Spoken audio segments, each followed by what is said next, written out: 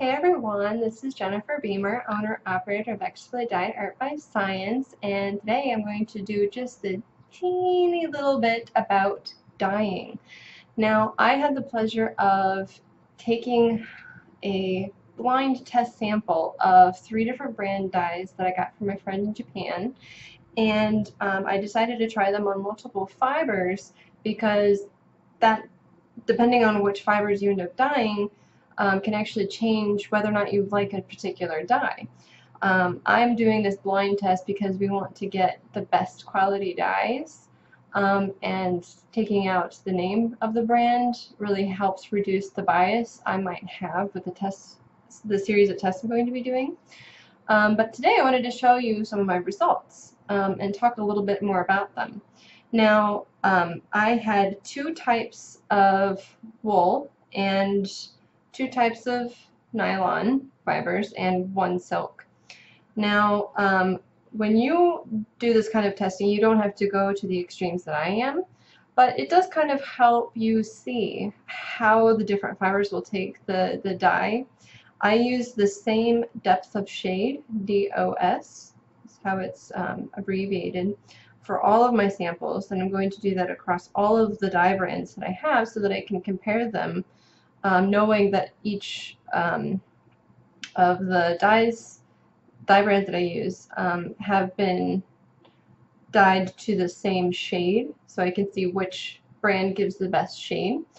I have done red, yellow, blue, and black for brand 1, and I'm going to show you the blue because I think it's going to show up with the camera a lot better than the yellow or the red. So the wools that I use are Blueface Leicester and Merino, and then I have 2 nylons, one of which is a faux cashmere and the other one is a sparkly icicle, so it's very shiny.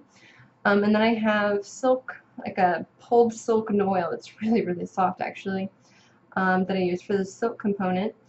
And this is just to give me an idea of how it's going to look on different fibers, but you know, if you stick with, you know, merino or something like that predominantly, then you're not going to have to worry about this level of care in the testing process.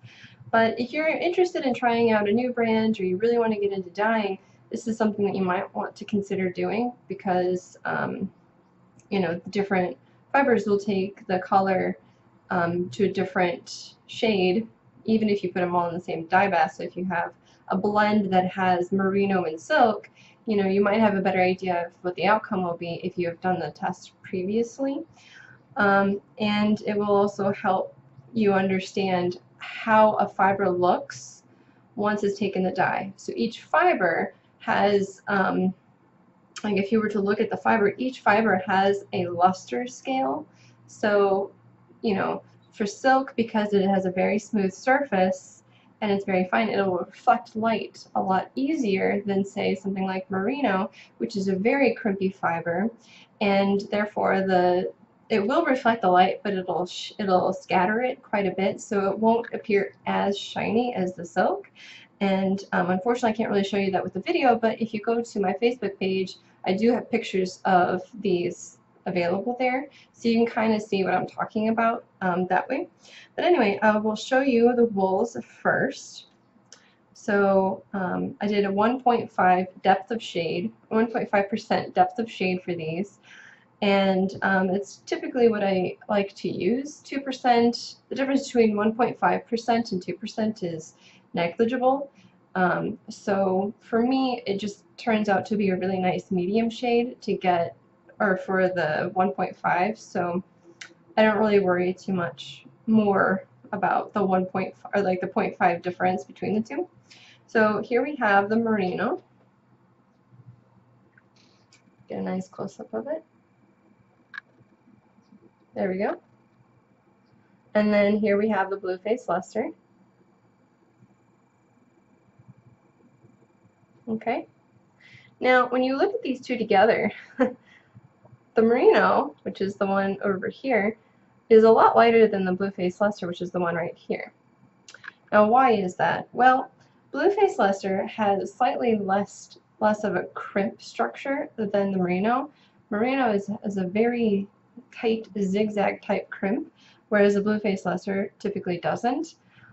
So it's a slightly higher luster wool than the Merino, so that's part of the reason. The other part of the reason is the fact that the Merino might have a slower absorption rate for the dye, and that's why it's a little bit lighter than the Blueface Leicester. Or it could be the setting time. Perhaps it takes less time for the Blueface Leicester to be fixed with the dye particles, and then you add vinegar or citric acid to make the dye basically stick, to increase color wash, or the color fastness. So like if you were to wash this, it would maintain this color. If you didn't have something like citric acid, the fiber wouldn't stay this color for very long. You would wash out the dye over time. So this might absorb and fix the dye a little faster than the Merino will do. And that gets down to the chemical structure of the fiber itself, which I really won't go into for this video. But that could be, you know, a few of the reasons why this is the case. And then I will show you the two nylon fibers that I have. And this is probably one of the biggest differences when compared to the wool. So this one over here is the cashmere, the faux cashmere nylon. And then over here, this one, this is the icicle nylon. Now, I'm going to try and show you by turning this a little bit with the light over here. You see how shiny that is?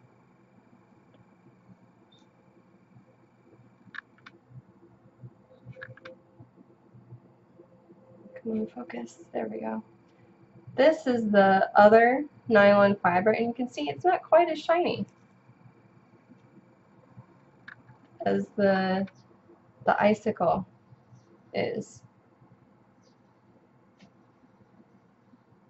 It's a very reflective surface. It's kind of like looking into a mirror versus looking into a spoon. One is shinier than the other. And then of course we have the silk, which I took a much bigger poof of the silk than I had anticipated. So these white spots you can see here, that is a result of the dye not penetrating all the way through. So what I did is I got it wet and I wrung it out like this. But then I didn't open it all the way before I tossed it in with the dye. So I have some of these white spots. You know what? It's okay. I don't really mind because it adds more character.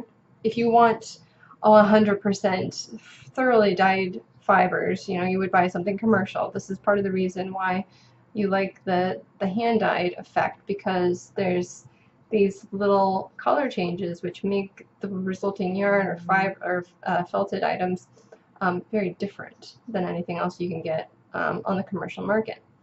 So the blue here is very similar to the blue here in the nylon. That's because they're both very reflective fibers. So the blue is going to be a little bit stronger for these than it's going to be for the merino. It's almost as if this came from two different dye pots. Almost. The difference is amazing. Anyway, so if you are trying to do some research for dyes, you know, you should test with multiple fibers.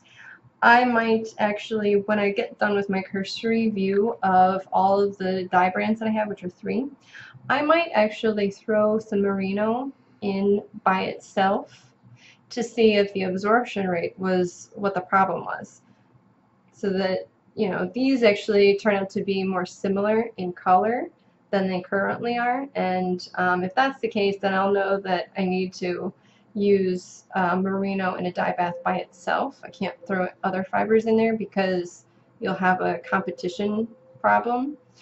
But you know, that's what you get when you experiment. So anyway, if you're interested in learning more about dyeing, this is sort of a test to see what the interest level is.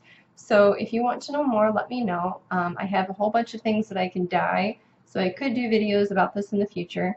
They won't be quite as high quality as this video because I'm sitting in front of a computer and I have a really good web camera, but you know, my dye stuff is in the kitchen, so the cord won't reach. It will have to be done with a camera phone, which I think only goes to 720.